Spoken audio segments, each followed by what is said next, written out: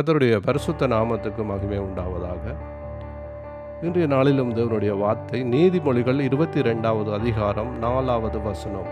தாழ்மைக்கும் கர்த்தருக்கு பயப்படுதலுக்கும் வரும் பலன் ஐஸ்வர்யமும் மகிமையும் ஜீவனுமாம்.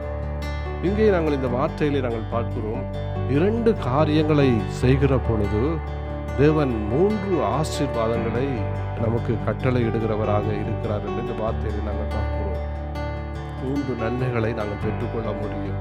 அதாவது முதலாவது நாங்கள் பார்க்கிறோம், தாழ்மை.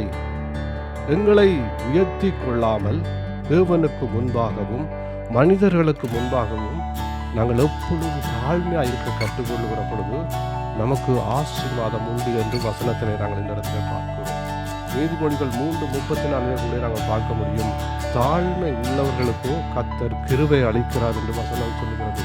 அப்படியான நம்முடைய வாழ்க்கையிலே இந்த நாட்களில் நாங்கள் தாழ்மையாக இருக்கிறோமா என்று சொல்லி எங்களை ஆராய்ந்து பார்த்து, தாழ்மையாக இருப்பதற்கு மனிதர்களுக்கு முன்பாகவும் கர்த்தருக்கு முன்பாகவும் நாங்கள் தாழ்மையாக இருப்பதற்கு எங்களை ஒப்பு கொடுப்போமாக இருந்தால் கர்த்தர் நம்மை ஆசீர்வதிக்கிறவராக இருக்கிறார்.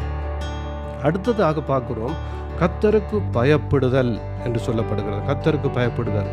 கர்த்தருக்கு பயப்படுதல் என்பது என்று நாங்கள் பார்க்கிற பொழுது கர்த்தருக்கு பயந்து வாழ்கிறோம் என்று சொல்வது மட்டுமல்ல, கர்த்தரை மதித்து அவருடைய வார்த்தையை கேட்டு அந்த வார்த்தைக்கு கீழ்ப்படிந்து அவருடைய சித்தத்தின்படி நடந்து அவரை மகிமைப்படுத்துவது தான் கர்த்தருக்கு பயப்படுதல் என்று நாங்கள் இடத்தை பார்க்கிறோம். அப்போ இந்த 2 காரியங்களை நாங்கள் செய்கிற பொழுது கர்த்தர் 3 ஆசீர்வாதங்கள் நமக்கு கட்டளை இருக்கிறார். முதலாவது ஆசீர்வாதமாக ஐஸ்வர்யத்தை கொடுக்கிறேன் என்று ஆண்டவர் இங்கே சொல்லுகிறார். பணம், பொருள், தேவைகள் அனைத்தையும் நன்மைகளையும் கர்த்தர் கட்டளையிடுகிறவராய் இருக்கிறார். அடுத்ததாக பார்க்கிறோம், 2வதாக மகிமையை கொடுப்பேன் என்று ஆண்டவர் இங்கே வாக்கு பண்ணுகிறதை பார்க்கிறோம்.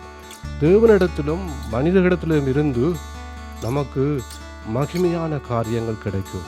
அதாவது ஒரு கௌரவம், நல்ல பெயர், உயர்வுகள் என்னுமாக பல காரியங்கள், அங்கே மகிமைப்படக்கூடிய காரியங்களை கர்த்தர் செய்வார். அது மட்டுமல்ல, மனிதர்கள் மூலமாய் கர்த்தர் அந்த இடங்களிலே நம்மை உயர்த்தி அவர் உயர்த்த வல்லமை உள்ள தேவனாக இருக்கிறார். 3வதாக பார்க்கிறோம், அங்கே ஜீவனை கொடுக்கிறேன் என்று ஆண்டவர் சொல்லுகிறார். சரீரத்திலே நல்ல சுகம், பலன், சமாதானம், நீடிய ஆயுசு நாட்கள், கர்த்தரோடு ஒரு நல்ல உறவு, அவரோடு சஞ்சரிக்கிற ஒரு அனுபவத்தை கொடுத்து அங்கே ஜீவனை கொடுக்கிறேன் என்று ஆண்டவர் சொல்லுவார்.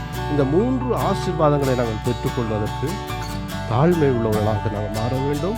கர்த்தருக்கு பயப்படுத்தி அவருடைய வார்த்தையின்படி வாழ்கிற பொழுது கர்த்தர் நம்மை ஆசீர்வதிக்கிறவராக இருக்கிறார். கர்த்தர் உங்களை நிறைவாய் ஆசீர்வதிப்பாராக. ஆமென்.